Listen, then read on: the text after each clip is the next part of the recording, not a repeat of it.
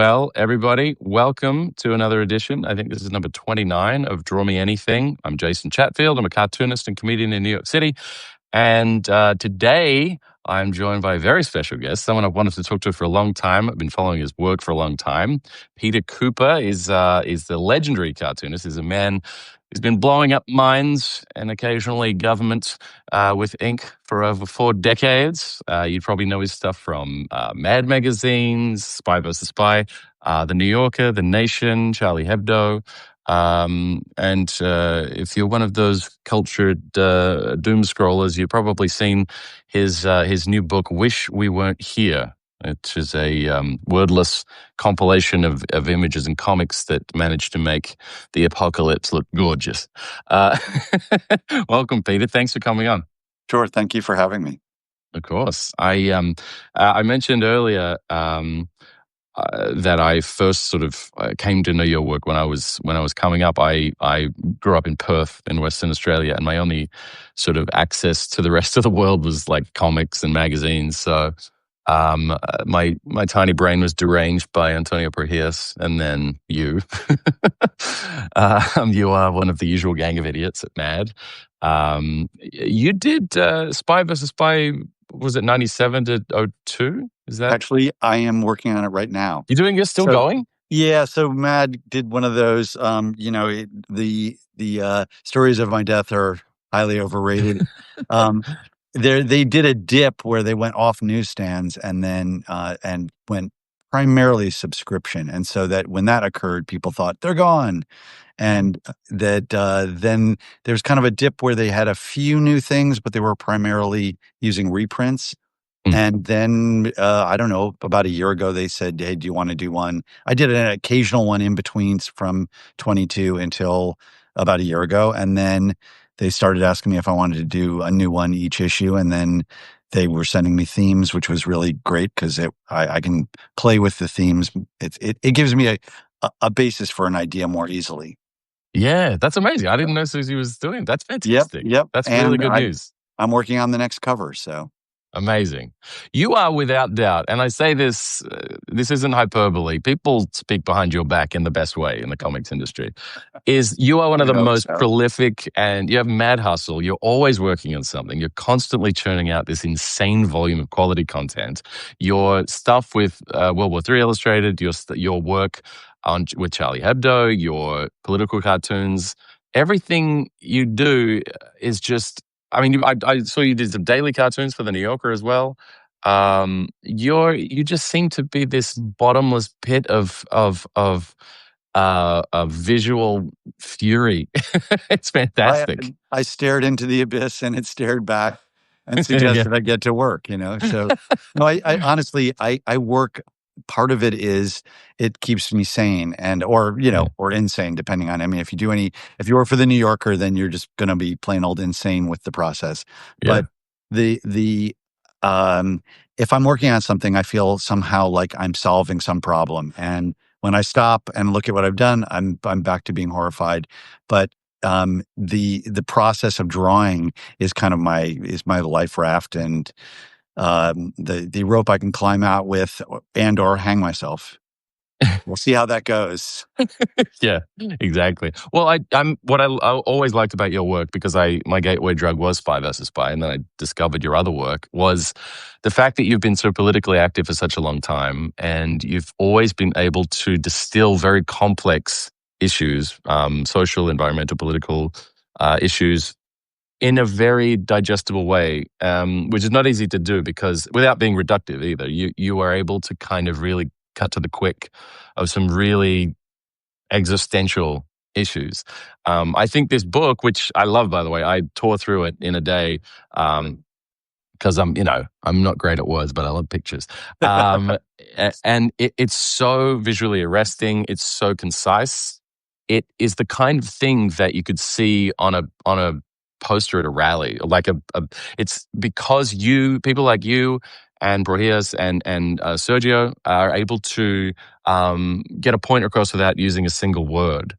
It is such a difficult skill to master, and I think this book is the perfectly typifies why that is such a big piece of your work and how you do it. Yeah, I'm not wholly sure what it is about wordless comics, besides the fact that they work on so many different levels. It's like an international language. I can, if I do a comic like that, I could show it to anybody pretty much. Mm, And the I was so drawn to Sergio in particular, and Spy versus Spy.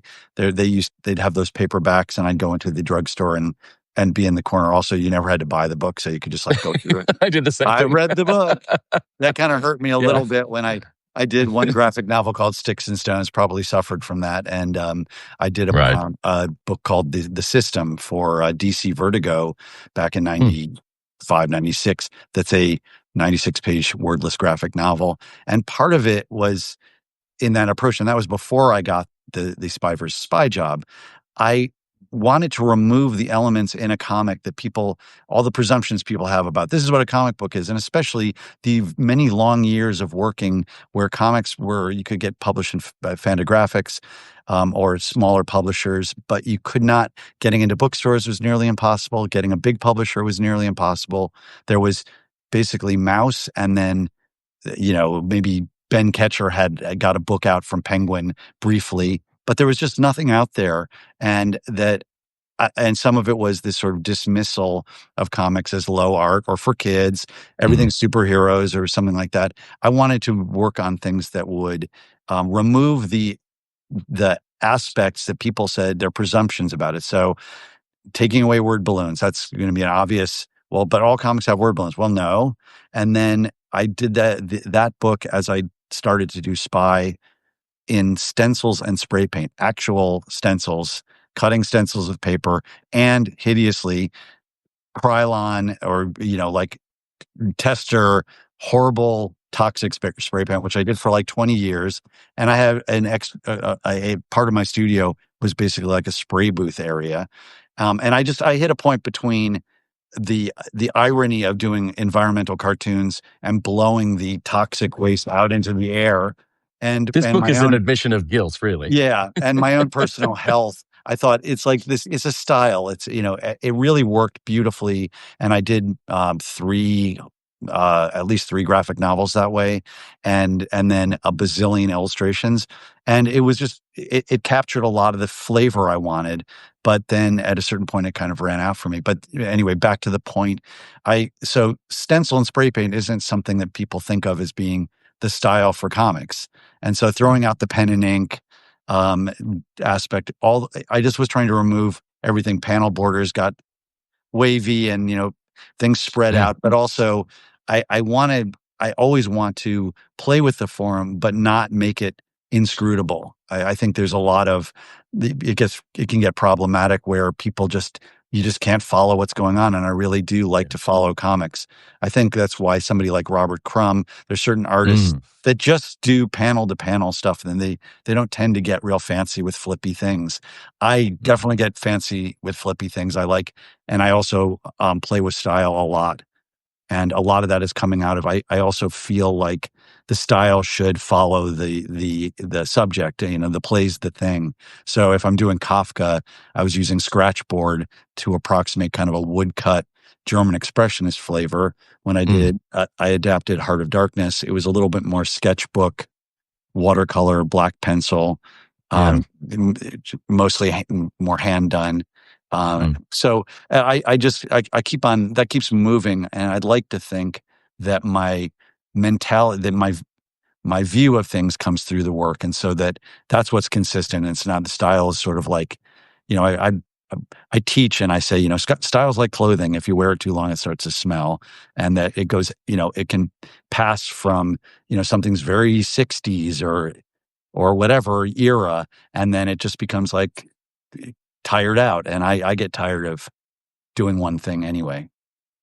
That's interesting because whenever anyone teaches about, finding your voice or finding your style, they say, experiment, look at other people and sort of pull pieces of what you like from their stuff, see what, lights you on fire.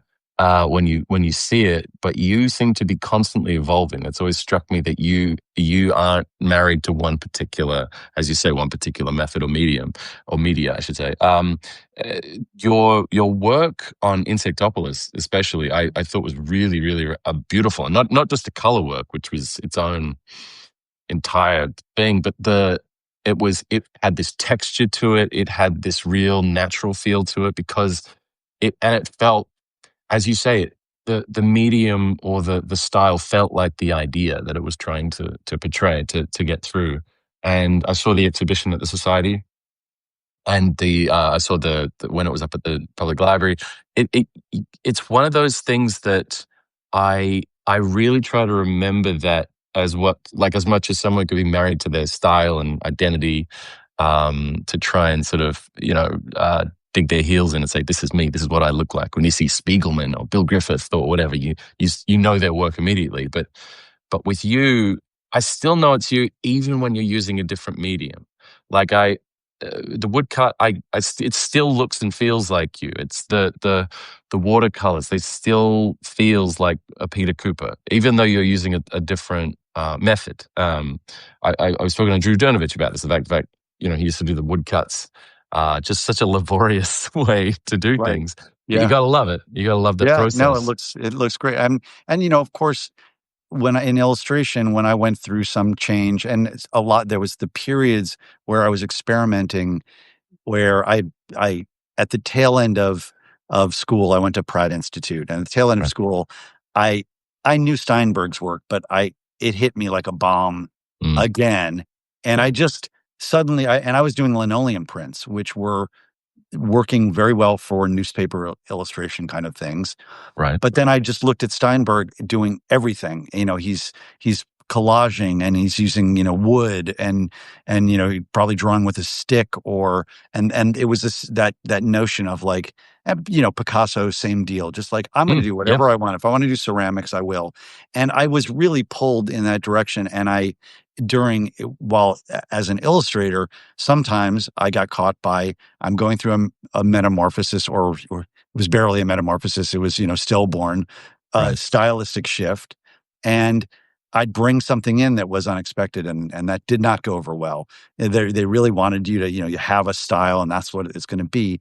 But as things went along, and I did get more secure in playing with all these different things, I did find like I could merge together collage and stencil and watercolor and some line work, and then it started to become a whatever. And the driving force was the idea. And Mm, I basically started pitching myself as, what I'm bringing to the table is my political sensibility, or my general world perspective, not just a style. Because lots of people can do a lot of stylizing, and then you're in competition. I mean, this wasn't exactly my thought process, but it does mean you're in competition with other people that do that style. mm, And so then they can pick you or 20 other people. If what you're bringing to the table is not just your hands, but your brain, then you can mm, say, like, I will bring a perspective to this article. And I had a big dip in work. This was around, I mean, it was about 10 years of doing computer illustrations, and lots of stuff, that periodically I'd get the kind of work I wanted, mm. getting paid. The rest of the time, I do that other work for World War III Illustrated, Right. which very quickly is a magazine I co-founded with my friend Seth Tabachman when we were in art school in 1979, and Yeah. feeling very anxious about uh, Ronald Reagan coming into office with his itchy actor finger on the button. Mm, And we were doing long form comics, and I thought, I'm going to become an underground comic artist. And then the whole industry collapsed along with head shops. And mm, there wasn't that kind of work. And so to do comics was really a hobbyist thing. And I was making my living as an illustrator. And that it was, but the kind of illustration I was getting, I was just basically, any work I could get as an artist, I was thrilled. And then I hit mm, a point during the first Iraq War where I just felt the compartmentalizing was just breaking me in two. I would spend all day trying to come up with an illustration about widgets. And if I got anything about the war, I have 10 ideas, and knock it out really fast. And that's still true with doing political art. It tends to come faster because I'm invested in it completely. When it's if somebody gives me a subject that I just don't relate to, I don't, then it's just, I love your style is the last thing I want to hear from an art Yeah. director. Yeah. So that that became a thing where I did shift over, and I lost work for a while.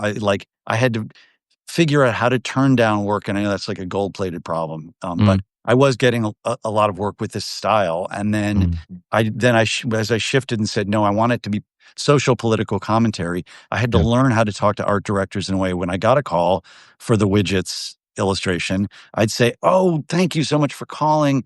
Can you tell me what the article's about?" "Oh, yeah, I'm really busy. I can't, but thank you for calling," because that same person who was at Widgets magazine ended up at Newsweek 2 Right. years later, and Right. if I basically was saying, like, "I'm doing something very important, and what you're doing is widgets," then it was, it's insulting, and Yeah. nobody wants to hear that, that approach. So I learned how to say this in a way that I ease myself in, where the work that I was doing demonstrated the direction. And once in a while, I would be in a yes mode and take a job, and then I get 5 calls for tomato wars or whatever it was, and I just like, oh, no, no, it's war. It's the Iraq War, say, or what's going on in the Middle East. It's not the war between vegetables. Right, right. Well, that's interesting because I once in a while I do lectures at like FIT or schools, colleges where grads are kind of trying to figure out how to put together their portfolio and go out into the world and imagine their dream client, and these jobs, these illustration jobs, these work for hire things, and editorial illustrations, and they struggle because it's like, well, they want to show the breadth of their talent. They want to show all the things they can do, this different styles and all the tools they can use. But then they also get told, well, no, pick a thing and then have everything be consistent so that when people Yeah. come knocking, they know exactly what they're going to get. And it is a delicate balance because you want to be malleable. You want to be the kind of, whatever they bring to you, you can do. But it is difficult. It is a difficult sort of line to tread. And as you say, like, you have to kind of learning to say no is a big skill to learn as a Well, freelancer, especially. yeah, that's a developing thing, because it's not Mm, like I knew exactly what I thought, and it was an ongoing process. And I would do something, I was working in linoleum when I first started out, but my first card has linoleum prints and then these sketchy Steinberg like drawings. mm, And there was like, look, I can do these things. And right, I I came to, like, sort of, I'd hate a certain style for a while, right. and, like, might do a whole book that way, and then I would find, like, I'm sick of that, and I would sort of completely reject it, and then I'd look at it sometimes years later and then go, I that actually, now I'm coming back around. I was I seem to be smarter with this approach. Mm, There was also part of my process was trying to break out of the stylistic things that I got from reading comics so much, because I read a right. bazillion comics, Yeah. and to go back, Seth Tabachman and I, who did World War III, we grew up together in Cleveland from first grade on. And when we were 11, we did our first fanzine together and started going to comic conventions. And I was just bathed in Spider-Man and Ditko, and then Mm, underground comics as yeah. I, reached puberty and started getting stoned. And Yeah. and then, I had all those styling things, and I needed to break out of sort of the somewhat copycat aspect of it, or just the sort of errors that you make as a cartoonist, certain line Yeah. qualities. Right. One of my earliest jobs was as an inker on Richie Rich. I worked Really? for Harvey. Yeah, I worked for Harvey for a year and a half, Wow. right when I was going into art school. I was in, like, a work studies program, and I also got a job working for a mainstream cartoonist, Howard Chaykin, in a studio with Walt Simonson. I mean, pardon the nerding out here. Walt No, no, Simonson, this is um, great. Jim Starlin, and then Yeah. Frank Miller replaced Jim Starlin, and he was just starting in Daredevil. So I was around all that, and then part of the push and pull for me was to break away from my It's like leaving your parents or leaving, like moving out and going, Mm, I really need my own apartment here. I can't just mimic these things. And so doing something like linoleum, it mm, really breaks you out because it's your carving, which is so pen and ink like. So the Richie Rich styling, which I got into my fingertips from inking mm. that, which is still in there. I mean, I'll draw a hand and Right. it's, the hand's like whatever the Richie Rich, Harvey hand. It's on model, Um, yeah. it just does that. Yeah, But I needed to find ways and styles that move me away from that. Linoleum was perfect because not only you carve it and then you're putting a roller with ink on it, then it flips reverses. So yeah. there's all these things that are going on with when changing it. And I really like the process of doing art where you didn't know what you were going to get until like the final moment because Yes. everything the other things I did were just too controlled Yeah. in directions that I didn't feel were I could see the footsteps I was walking in a little too much. Mm, So the same thing when I was asked to try out for Spy versus Spy, I was deep into doing stencils and spray paint, and in fact, I really didn't want the job. I because it was like I grew up on it, but it was like somebody else's characters, and I'm doing my own writing and I'm doing my mm, own art styling, and so I just thought I'll do the most obnoxious thing I can think of, which is stencils and spray paint for Spy versus Spy. If I had mimicked Prohias's style, yeah. which is probably what the other 6 people who were trying out did, I would not have gotten the job any more than I would have just been one more guy, but I was clearly the odd Mm, version, and they were looking for a change, so that worked, but that also, like, again, broke me stylistically away from certain things, and and right when I was giving up, I enough with the stencil and spray paint, I've done it for 20 years, and, like, if I walk down the street and somebody's spraying something on a wall, I feel faint. It's like I've used up my, like, toxic whatever yeah. levels, and, uh, I wanted to stop doing it, and right at that juncture, for whatever reason, the editor said, "If you want to change up the style, you can." So I did it in Scratchboard for a period of time, and Mhm. then that was close enough to pen and ink that then I just eased into doing it in pen and ink, and now I'm probably closer to Prohias, but it doesn't have the same. I don't feel like I'm being absorbed into somebody else's work. Yeah, yeah. No, that is interesting because it has I remember when it changed. I remember when you came in and it was such a very defined change, and I thought, "Oh, maybe Proteus is." I didn't know he'd died. I had no idea. He And hadn't died at that point. oh, when you took Right? over, he was still When I alive. took over, Yeah. he was still alive. Right, right, right. And when I I had saw it, I was nothing to like, do with "Oh, his this is all death, by the new." way. I What's just that? I had nothing to do with his death. I wanted to point that out. Sure, yeah, you left a Yeah. little bomb under his Wink. I definitely remember the distinct difference when your first one ran. I was like, wow, this is awesome. Like it just felt kind of fun to think that this thing that for so many years was so like it's like reading Nancy or something. You're like, well, this is just what Nancy looks like, and then all of a sudden something comes in. You're like, wow, this is great. Who knew this could this could look like this and still have the same effect. I also think that not only I think you're probably underselling the fact that not only did you come in with an interesting style when you were auditioning for Spy versus Spy, but I think you're uniquely positioned to be doing a strip that kind of was commenting on the Cold War and kind of had this element to it that I think you had an extra sort of little area of expertise in Yeah. commentating on. Do you No, think?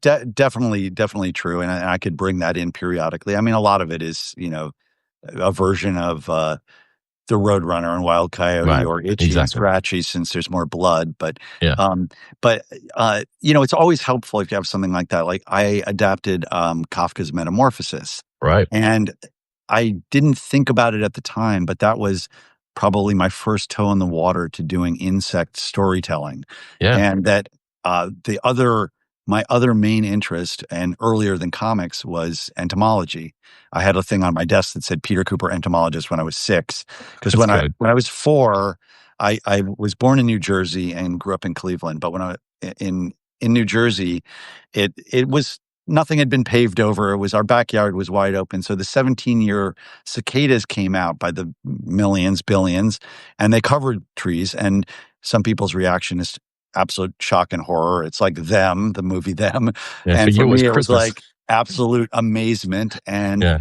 And I immediately started to, I got a book on insects. Actually, I keep this to one You side still in a have it. plastic bag. I love it.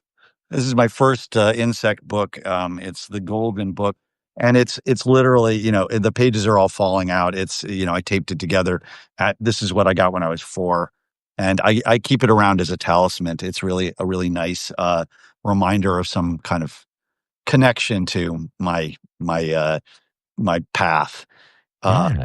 so when I did Metamorphosis, I'm drawing Gregor Samsa, the main character of this bug, and I think I had a lot more sympathy for the character because of my love of insects. And then I did a book called Ruins that was coming out of spending 2 years in Mexico, in Oaxaca, Mexico. My wife and daughter and I lived there, and Mm. while we lived there, my daughter and I were raising monarch butterflies, and then we went to see the monarchs in Michoacan, where they come by the 11 millions.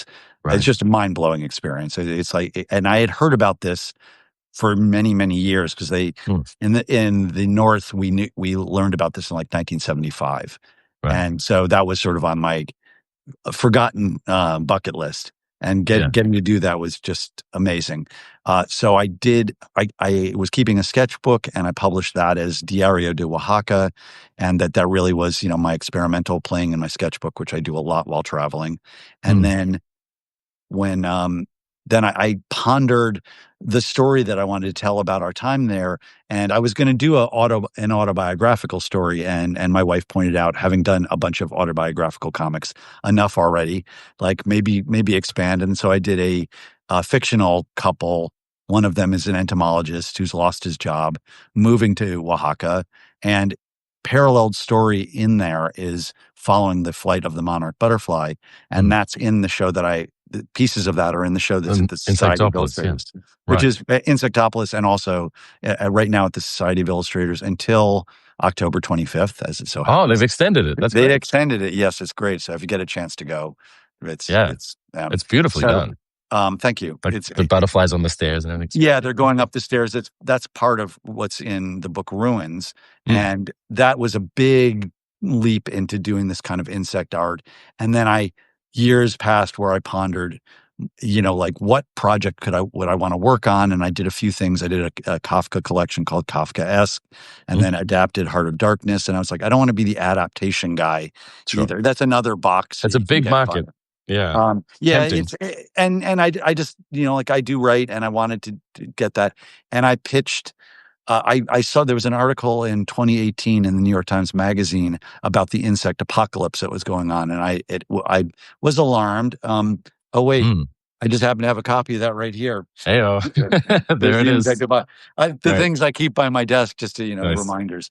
Um, uh, and I pitched that as the idea of doing some kind of book about insects, like history of insects, and then I expanded that to, and the people who study them. And there's a thing called the Cullman Fellowship at the New York Public Library, Yeah. and 15 people get it every year, and they Mhm. give you an office in the library. Oh, And I just thought it was so remote that this would happen, but you have to get letters of recommendation and blah blah blah, all that fun stuff that goes on with these things. That yeah. I'm always like going, oh, it's such a waste of time. And then if it happens, the only thing you're guaranteed is if you don't apply, it won't happen. So Yeah, I that's true. I do apply to these things, and mostly don't get them, but once in a while I have like a hit like that. Mm. And that was I got the call that I'd gotten this fellowship, and again I had a skeletal idea of it would be history of insects and the people who study them, but how I was going to tell that story was still very vague. Right. And I got the call for that I had gotten this in February of 2020, Yep. and it was going to start in September of 2020. Well, Oh, the group that was in the library before me and my group yeah. was all sent home because of COVID. Right. And then uh, it wasn't even clear that they were going to go forward with our fellowship, but they Right. decided to. And then they closed the library down to everybody but us. So there was the 15 of us and the guy running it, and then some workers in the library. And I come in, I'm like, oh great. The whole idea of this fellowship in part was you'd have this interaction with New Yorker writers and the guy who won the Pulitzer Prize for poetry and just very high level, Yeah. much higher than my pay grade. But I thought, some of it will rub off on me. Hernan Diaz, who won the Pulitzer Prize the following year for his Right. book Trust, was in the Right. office next to mine, and Spy versus Spy fan, as it turns out. Nice. That's great. Very helpful. And I was wandering around the library and went to the map room and see if they had a map of the migration of the monarch butterfly. Maybe there's some map of that. They didn't, but while I was waiting, I'm looking around and I noticed the architecture in the library is just mind blowing. And I Yeah. took a picture of it and I went back to my office and I drew a monarch butterfly in this environment. Yeah. And then I was off and running. And yeah, the setup, by the way, was we had to be in our office. The only time you could be without a mask was in your office. You were not supposed to fraternize with the other scholars. And Oh, then they said, you don't have to come in. And basically, there were maybe 4 people there on any given day of the 15. And so it was wow. really vacant. And uh, but once I got the clear direction, even though, I do, I have an approach to storytelling where it's usually very laid out, and I figure out what the whole book's going to be Yeah. in rough thumbnails, and then I do little booklets that are like 1/3 size, and then I blow that up and I do a tighter pencil that at size of the art, and then I'll blow that up and do my ink, and then there's coloring stages. So there's like 5 stages to do a book. With this one, I was doing some of those rough stages, but I didn't know what the next page was going to be, and I didn't even know what how the chapters were going to go, and it was Wow. very kind of modular, and I only Yeah. decided towards the end. So I was finishing the end of the book halfway through it because I decided when I got to the bibliography, I didn't Yeah. want to break the narration with a bunch of type, and I was like, what Sure. if the insects just fly into the bookstore and all the books I read are in there. And Yeah. Nice. in the process, I was also reaching out to entomologists and having this incredible interaction. I discovered that the entomologists are kind of like the comic book artists of science. It's like the way comics were always considered low art. Right. Entomology was like low science. I mean, it's like field study and people on their hands and knees looking at termites was, as opposed to finding DNA and RNA and all these things with computers and microscopes, Yeah. and that they got shrugged off enough that I think that, and that's in the same way that comics are changing and Yeah. getting a Right. better reputation. Entomology is definitely changing as people go, hey, without insects, humans wouldn't survive, Yeah. for They're a bellwether. example. Yeah. Exactly. And Yeah. I mean, the aspect to Insectopolis that is proselytizing is I want people to recognize how thoroughly integrated Mm. insects are into our daily lives. I mean, Hmm. we're eating them constantly. I mean, in one form or another. There's the dyes that are made from, carmine is the cochineal bug that you find in Oaxaca. It also dyed the the stripes on the first U.S. flag, and the redcoats dye was from that. And yeah, the Spanish discovered when the conquistadors came to Mexico. Cortez saw this red dye on carpeting and on tapestry and was, wow, what's that? Comes from an insect. He got that back to Spain. They kept it a secret for the next 250 years. Wow. And that's what built the Spanish Empire That's amazing. in large part. Also, on a more current basis, you wouldn't have chocolate without the biting midge, also called no-see-ums. Right. Honey, of course, is bee vomit. Yeah. There's Right. the shellac comes from the lac bug, which is Oh, I also didn't the know that. shine on apples and M&Ms. Huh. So you're eating these things on, Skittles or whatever, and it's like, yeah, that's coated with some kind of excretion from the lac bug, for example. Yeah. It's not quite as literal eating bugs as you do in Southeast Asia, but Yeah, which yeah. also, I mean, 2 billion people, part of their subsistence diet is insects, and that may be true for more of us, with In the future, this. yeah. That's what Yeah, Andrea just said in the chat. She's like, hey, maybe the food for the future as well. I think that's so fascinating to have. I always love talking to cartoonists about their other love because it's always something that when they grew up they wanted to be a train driver or a ornithologist or a entomologist. It's one of those things where you combine those two areas of your passion, and they intersect perfectly to create something like Insectopolis, like this great. It's like a symphony. It's beautiful, and it does feel what that book felt like a real love letter to it. That felt like a very sincere love letter to that study, to that field, and also just to nature in general. Because I feel like environmental issues are very close to your heart. I feel like you've always been very outspoken and consistent. As long as you've been producing work, you've been so consistent in a lot of your political views. You've really stayed very, as many things have changed over these years since 1979 when you started World War III Illustrated. You've really stuck to your guns on many issues that still hold today. Many of the positions on. Unfortunately. Yeah, it sucks that so much of it has Yeah. been, it Kept must be like thinking banging it your would head against a change. wall. Yeah. Well, some environmental issues were that was very clear to me. I mean, that the environmental movement was starting in 1970, and in Mm, particular, although you could go back further, of course, Rachel Carson and sure. things like that. But it was pretty strong. And underground comics had a very strong environmental tilt. The one of the comics I read is called Slow Death.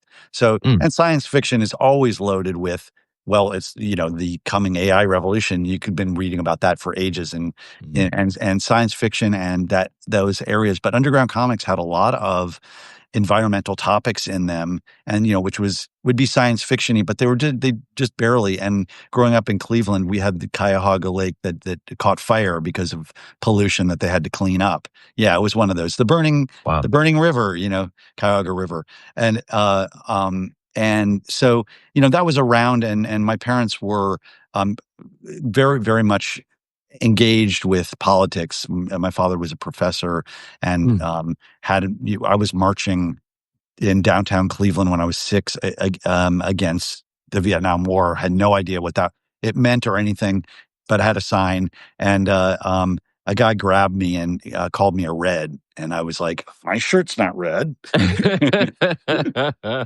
How old were you? You were I was 9? 6 at that time. That 6. was yeah, that Wow. was super early on, and we were all marching in a circle. So that was present. I didn't like there wasn't a through line, and I'm not gonna say that I was, like, so socially politically active. And I was actually leading up to say the thing about environmental topics are they're so it's not like a country or per se. It's everything. It's the whole world. And Yes. so these issues that you get into, Mid East conflict or Somalia or, just things going on around the world. They're all very particular and all very urgent, but Mm, but harder to, grasp sometimes the sort of the political nature of who's in power and all that. Whereas nature, Mother Nature is the power, and mm.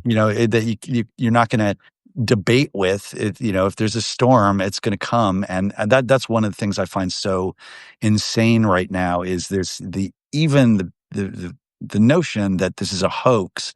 It's like, Right. how much information do you need to have? And it's something I'm very afraid of now in terms of the way information is dispersed. Because Yes.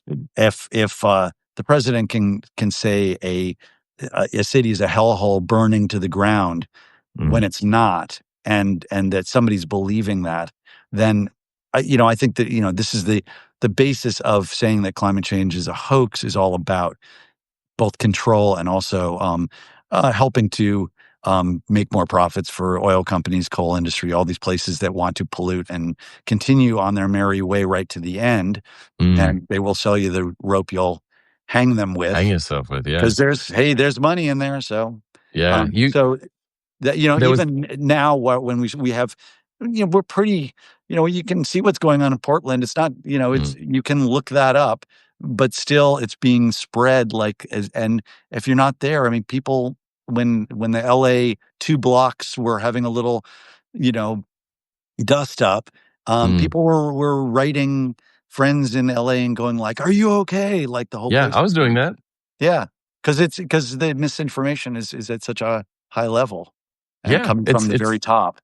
Yeah, and it is an information apocalypse as much as an environmental apocalypse. This sort of fracturing of people's ability to actually discern what's real and what's not, what's true and what's not. And that is, I feel like you really you articulate that in the book a bit as well. But and the there's a really powerful image of the it's like one of those wells, those oil wells that you've got as like a syringe, and then the American just like putting it into their veins. There are so many of those analogies and metaphors that you've got in the book that are just so bang on. They're so perfect, such that they could cut through so much of the bullshit, so much of the and disinformation that gets through. You want to hope that that kind of thing can really hit people, but I feel personally that there is no amount of information. You're like, how much information do you need? I don't think there's any amount of information that would change some people's minds. I think their True. confirmation bias and their tribe and their pure blindness Yeah, to and I mean, I suffer from the same thing. I'm always nervous about my own information intake that sure, leads me in different directions, and more than ever, wondering like what aspect of what I'm thinking has been somewhat planted by. I mean, I have an absolute information intake bias. I mean, I get to yeah, see Fox News, Jon Stewart's show, say, but sure, I'm not going to be going to Fox News and watching it for 5 hours. So I have my own tilt, and I see where I'm starting to think something, and especially and spout it perhaps, and go, mm-hmm. okay, I'm doing that thing too. It just depends on, you know, I do Yeah, feel, but you're however, self-aware about it. You're yeah, well, aware of it. I do feel that reality has a liberal tilt to it. So there's a Mm, there is a it's biased, and truth tends to be biased in the direction of uh, um more open-minded thinking, and mm, it's a little less cult-like, but nonetheless, there's that uphill battle that we have literally to get the most things that I think are so obvious. But yeah, I was very anxious to get "Wish We Weren't Here" out, that yeah, my new collection, so because of literally the administration erasing the terms climate change. Like in Florida, mm, yeah, not in you can't say climate change. I think right, they call it I don't know, climate nuisance. There's some term that they use for flooding, right, and I thought like, okay, this is something I can do, uh, and to get the information that I've been working with, and part Wish We Weren't Here. You have the 4-panel wordless comic that begins and ends on each page, but I also put the news article that I read, source material and date, so that somebody could go track down an article, which will yeah, lead to many more articles and potentially find more information about the thing that I was referencing. So it's not just like I just got this crazy idea from looking out the window. no, fair, It's information based when we really need to be talking about climate change and what yeah. that means, and how we're going to address it. Yeah, Wish We Weren't Here is one of those books that, which by the way, everyone, you should pre-order this book, Wish You Weren't Here. It's extraordinary. You're going to love it. I think the thing about it that it read to me like a global obituary in pictures. It really felt, which is, I'm not being a doomer or anything, but it does strike me as this sort of urgent thing that was urgent, such a long time ago, and now it's just this exasperated, how, like you say, how much information do you need? And I love that you conceived of the idea of using real headlines as springboards for the comics, because that does ground it in. It's not just you fancifully coming up with. It's grounded in a reality and in a Well, that fact that checked that idea. actually very happily came from Charlie Hebdo, because Oh, right, I was doing the comic. I I do this as a weekly comic for the French magazine Charlie Hebdo, which right. very odd. The pixie dust that my career runs on, I still am trying to figure it out, and I'm happy. I don't want to move the furniture in case it blows the pixie dust off. I Art Spiegelman contacted me about because Charlie Hebdo wanted to do an article about artists who have been censored, and Mm, I and he knew that I knew more people in the editorial cartoon area and Mm, illustration and all that. So I contacted a few people. I wrote a piece about experience I had with the New York Times, where they just it's not they censor it per se. They just don't run it. You know, they go, oh, that idea is not working, whatever. But it's like, you mean the one that's actually to the point, that's mm, drawing a direct line to the White House, say. mhm, And so I had the email of the art director because of that situation, mm. and I just randomly sent him one 4-panel cartoon, wordless 4-panel cartoon. I said, "I don't know if you take unsolicited submissions." He wrote me back and said, "Would you like to do this every week?" Wow. And Art said that they had reached out to him and said, "Do you think this guy could do it every week?" And I had done a strip called Eye of the Beholder that first ran in the New York Times. It was in the metro city section, which only Mm. ran in New York area. It was this is I'm This is the bragging. It was the metropolitan. first. I think it became the metropolitan section. Yeah. It started in '93. It ran for 6 months, and it was the Wow. first comic strip in the Times, and I did it as a Yeah. wordless strip because I didn't want to have editors editing my text. I thought, oh, this will Mm, be doom if they're checking me on every word. So I mm, pitched that idea. It was a call. Art director Stephen Heller was looking for somebody to do this, and I proposed both a vertical strip, mm. which was a little different, and to do it wordless. Yeah. And then when that ended after 6 months, I pitched it to alternative papers, and I did it for 10 years, sort of one at a time. And then um, I even did it for Libération in France. There, I had Wow. another run of doing it for 2 years. So I had a lot of experience with this wordless Yeah. strip idea. But those were all sort of like little poetry things and comments and all, but not exactly news article based. I got more information by flipping open the Encyclopedia Britannica and running through it and going, "Oh, look, there's this machine. Maybe I'll do something on printing, whatever." Yeah. But I started doing it as just my ideas like that without a caption for Charlie Hebdo. And Mm. then the editor said, "We'd like to have you base these on something and on more recent things." It was, he was pushing me towards doing very current specific things. Editorial. Yeah, Yeah. editorial. And which I was, at first I thought, oh, that's going to take the poetry out of it for me, doing the more make up my own idea. And it didn't at all. It was absolutely like having a theme, having a direction to go. It immediately made it much Mm, more.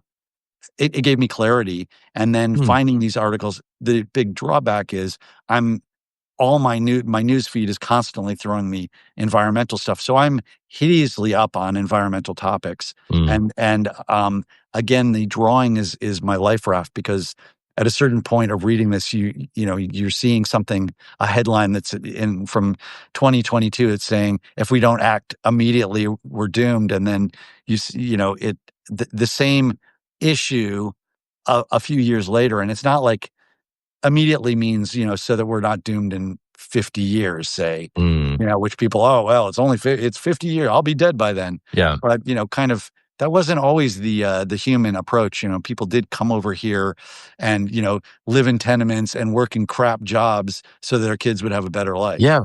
And politicians used to plant seeds for trees under which they would never sit. It Yeah. was And kind of an repair idea. bridges. Yeah. Yeah. Well, that's what struck me about the title of the book, actually, because you said it's postcards from the apocalypse. To me, I was thinking, who are these postcards for? Like they're for are they for the next generation? Like it does feel generation each generation has had their turn to address this one topic, and uh, you can argue which generations have done worse than the others. And there are headlines like that, like world's richest drive global warming, or rainwater everywhere unsafe to drink. These headlines that sound genuinely apocalyptic. That you wonder. Postcard is an image that evokes some kind of emotion or idea, and I wonder, especially consider what you were just talking about with wordless comics. And again, it's why people like you and Sergio and Sampe and people who are real craftspeople of the wordless comic or cartoon. Um, do you think an image can still change people's minds in 2025? Um, Maybe not, but for me, and this is obviously this is an ongoing conversation I've had with many a political Sure. cartoonist. Yeah. And most Me of them too. are Me too. saying didn't do anything. Jules Yeah. Yeah. Pfeiffer, like, yeah, it had didn't no effect at all.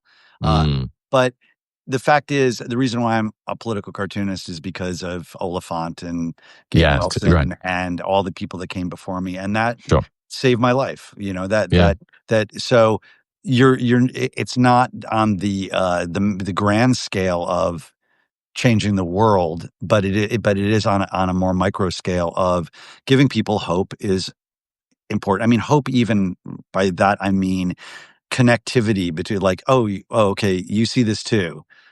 Yeah. That's hugely important. It's important for me.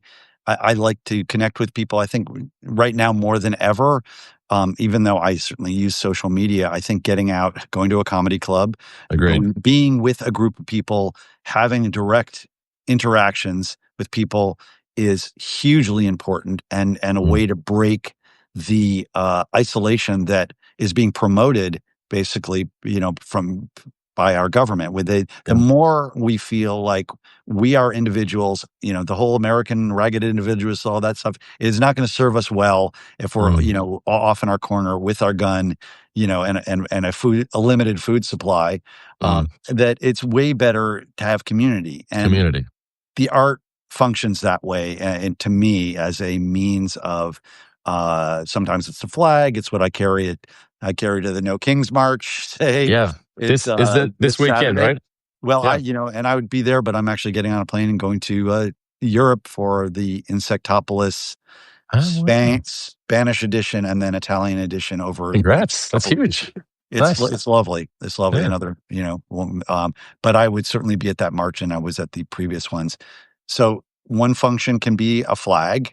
What Mm. you hold up, and I recommend anybody going to any of these marches Mm. make any kind of sign. Yeah. And it's so, and humor is such a great way to go with that. So many people, so many signage, the signage I've seen, you feel, it's uplifting, and it's Mm. really important. It's really easy now. It's a struggle on a daily basis to not feel like, Mm. yeah, we're in the apocalypse. It's all over. Mm. I feel that at all times. I certainly have plenty of panic attacks over it, but I Mm. also am like, I'm not going to ruin today by being miserable about what's going to happen tomorrow. I'm going Zen on this. I'm a Buddhist, and Mm. or Buddhish. Yeah. Same. And just like, right now, I'm doing this drawing. I'm enjoying this meal. I'm with friends, and this is the get together with people part that I think is Yeah. really critical, is to make sure that you keep those connections, and not just through social media, because social media is Yes. really a false front on so many levels. And Yeah. yet, I use it to let people know that I'm going to be talking to you. No, but of course, there's always a good side. It's not a zero sum. Like, there are good things about social media, and I'm the first to admit that. I'm also completely aware that the people who control it, the whims of the people who design these algorithms, are. We all know that they have commercial interests in dividing people and splitting them into these cells. I went to see Sam Harris talk last night at the Beacon, and he was talking about the fact that, yes, you can live in this kind of constant state of anxiety that everything is uniquely horrible right now, but also all you really have is this moment right now. All you have is your ability to react to things.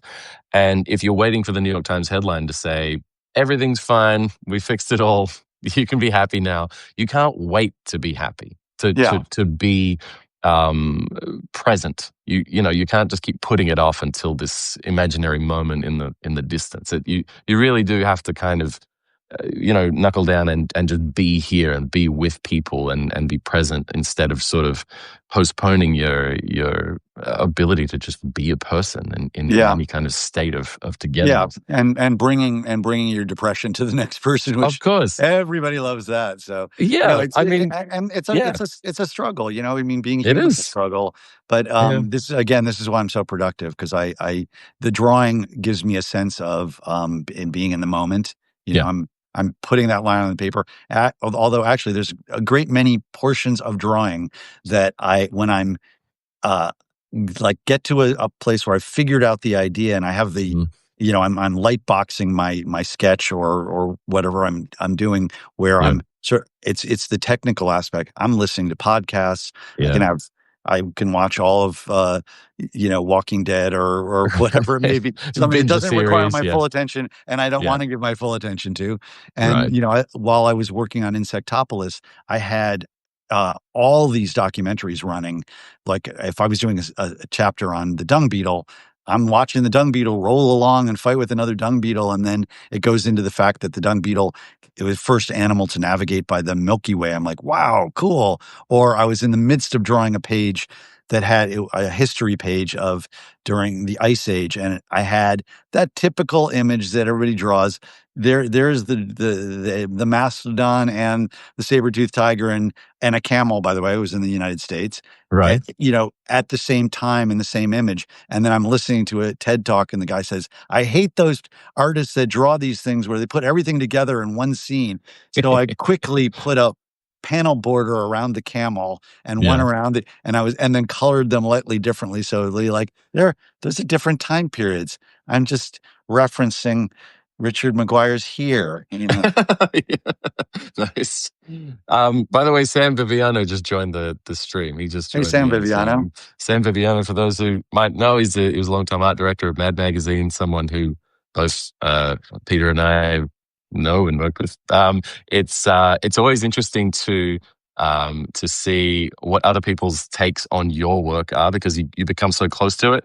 And then you sort of get, you start to think, am I going crazy, or is this a thing? And I do wonder if you have anyone in your life who you bounce things off and go, hey, is this something? Is it your wife? Is it who's your sense check? I have like a team of editors in a certain way. My wife, Yeah. certainly. My sister-in-law, Emily, Uh-huh. they're checking me on what I'm writing or directions, wording. Mm, I get that. And then when I was working on Insectopolis, every chapter went to whoever the expert was mm. in the field. So, and like I said, I would reach out to an entomologist, hey, I'm a comic book artist and I'm doing this. And they're like, you're doing comics about insects? I'm in. And Right. so I have the fly expert in England, Erica McAllister, who Wow. wrote 2 books on flies, scolding me on the decisions I made in a chapter. And I had to like add 4 new pages. Really? And then I also had my editor, Tom Mayer at Norton, who was Yeah. super great editor. And so I will have teams of people if I'm working on a book that I'm getting paid for, certainly. And Mm, with Charlie Hebdo, it's insane because I do them and send them in, and they said no maybe once, and I just had to make a modest adjustment. So it's basically I know what I'm doing with that.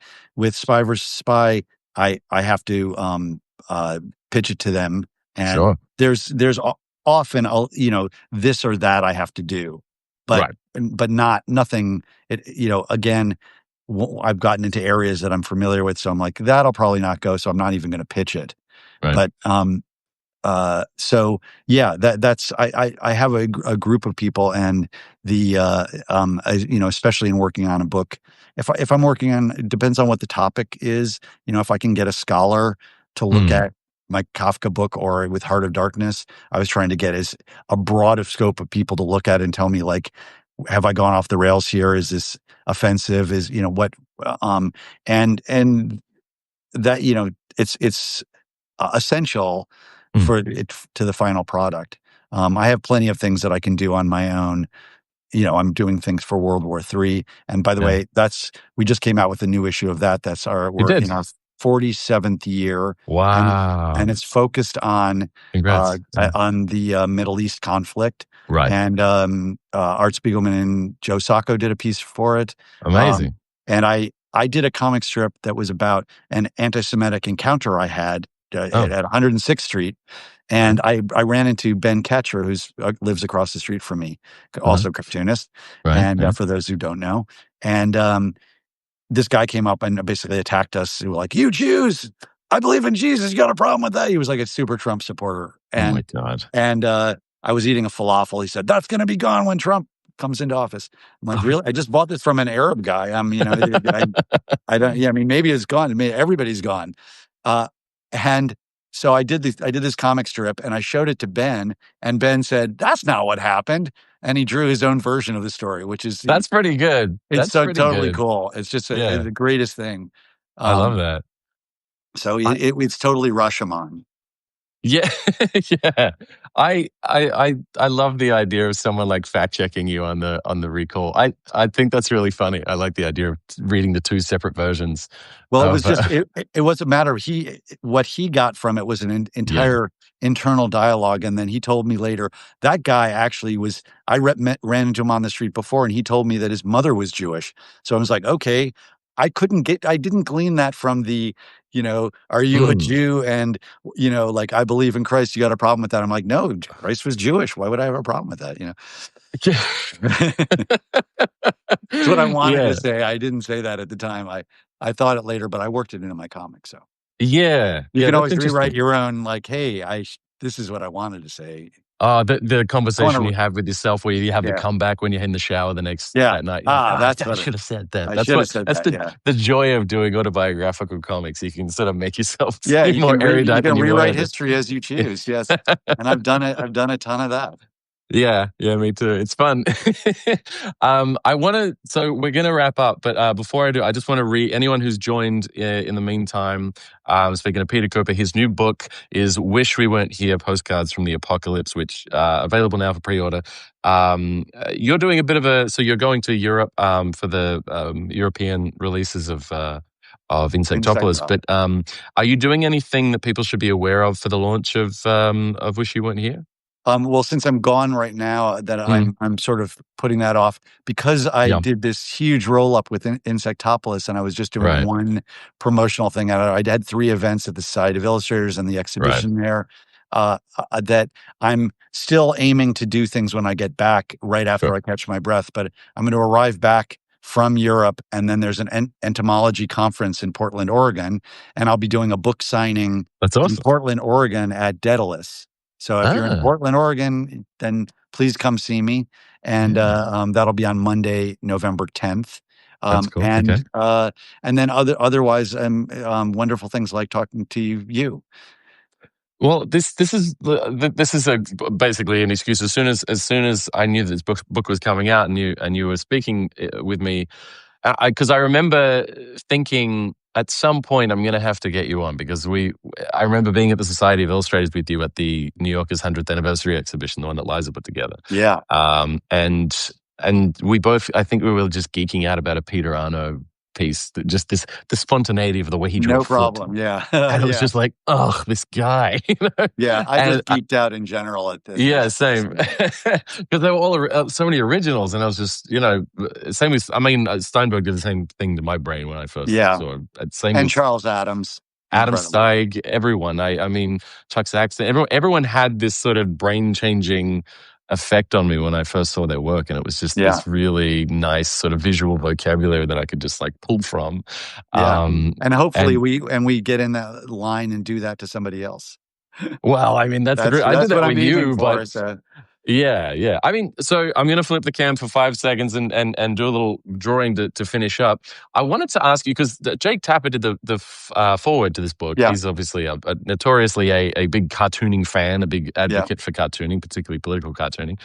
Um, and an amateur cartoonist himself, I believe. yes, Um, correct. he uh, he did write in the forward that I was looking at. He wrote a few things about you that I thought were great, and I always wonder when someone writes a forward, like, do you can you push back or anything like that? But I'm like, no, this is pretty fantastic. And if you don't blush, I'm going to read this because I think it's perfect. I think it's great. He says, I can't precisely explain it.